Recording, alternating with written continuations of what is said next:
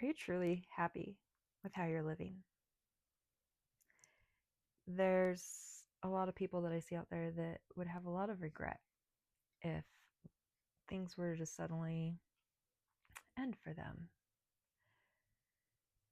And they feel this amount of dread and of fear. They didn't accomplish enough. Maybe they didn't love enough. Maybe they didn't receive enough love. So are you truly happy with your life? Or are you just getting by living an imaginary life in your vision of a future?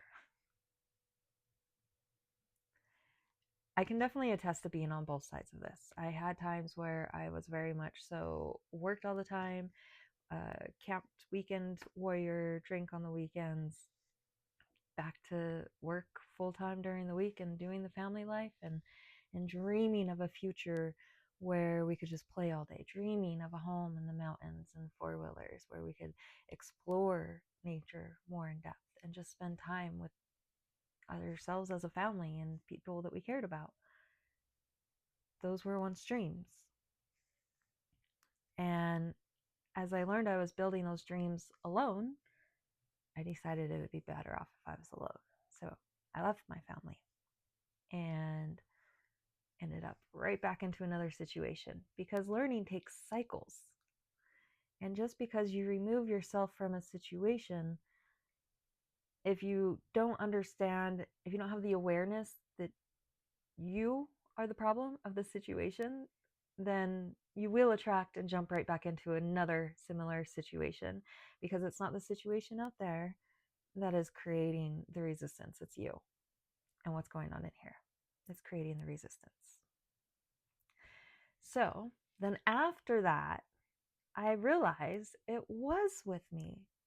And I stopped drinking on the weekends and I started really focusing on what the awareness meant of doing things for me and not being a people pleaser and going after my goals on my own without needing someone else to help build them. And so this is just a story of resilience. This is a story of awakening to the awareness of who we are and how we have the ability to create our reality and exist in a world that we love and appreciate and feel joyful in. This channel is called Awaken with Debb. I'm Deborah Kaye. Again, here we awaken to our awareness. So if this sounds like something you're interested in, make sure you like, comment, and subscribe. Well, let's dive in a little bit deeper. We absolutely have the power to create our own reality. And through my journeys, I have proven that over and over again that what you are imagining, what you are feeling in your emotions, what you are ruminating about, all of those are creating thought forms and thought patterns that manifest in this physical realm as what you know as reality. And that's why it's so important to become aware of what is going on in our minds. And that's why meditation is important. But not even just meditation, but just becoming aware of where your mind power is at currently.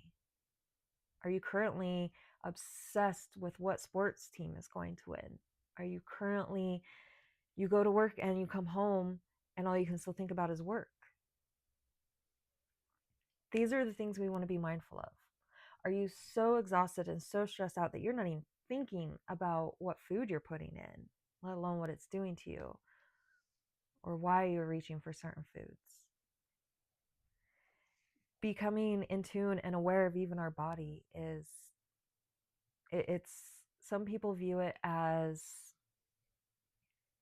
the physical side of things is interesting because people want to say that your physicality is separate from your soul. Like, okay, we don't say that. We say our physical, we know our soul and physical is combined. But when it comes to weight and health, people will see other people. I gotta sneeze. Hold on. Okay, it wasn't really a sneeze, but it was there. Can you be overweight and can you be happy? There was a time where I believed this to be true. But as I dive into the spiritual world, I will say that everyone's body has their own resonance at which it is happy at.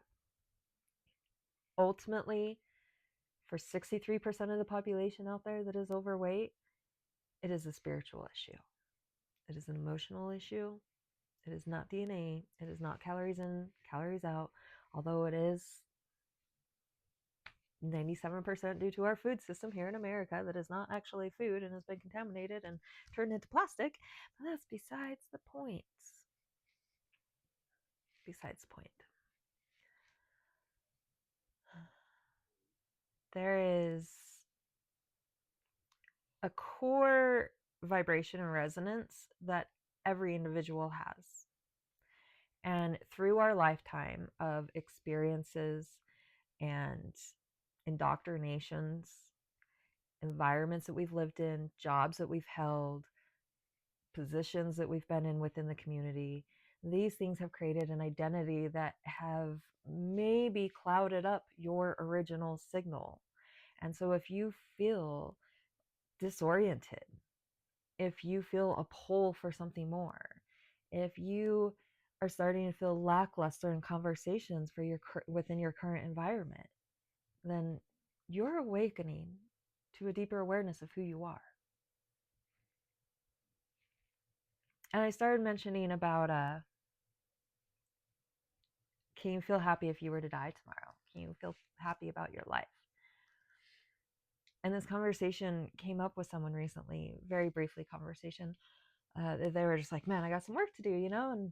And for me, I was like, I'm happy. I'm good, because I know that for a good chunk of the last, that I mean, easily 15, 20 years, like, if not, like, I know that for the majority of my life, I have always strived to really listen to my intuition on decisions, to really not necessarily people please. Did I have my trauma patterns where subconsciously I would people please for my sense of survival or identity? Absolutely. And those are things that have come to light that I have had to work through. And there's always still going to be underlying human conditions that we are always sifting and sorting through, and will always migrate and morph, especially as we create new realities. There's always going to be new levels. But ultimately, it's about, are you in a state where you can be happy with your choices? Where you know that every choice you've made was a yes for a reason or a no for a reason. It wasn't just going along the curve or pushing things down the road or just waiting for one day. That original dream that I had with my first husband of moving to a house in the mountains and riding four-wheelers all day. I made that dream come true. It just wasn't with him. Every reality that I have envisioned, I have manifested. And that fills my heart with so much warmth, because the visions that I have now, like, I am so grateful for the visions that I have now and the peace that I have in the state of now.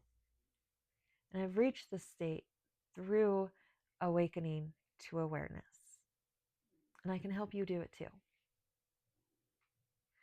I'm going to go ahead and wrap this video up here. Awakening to your awareness is sometimes all you need is another vibration to help you with that. It's if you take two tuning forks and if you ding one, supposedly the other one will vibrate at that same resonance of that one, and that's all it is with humans as well. We can reflect, we can we can reflect vibration, we can help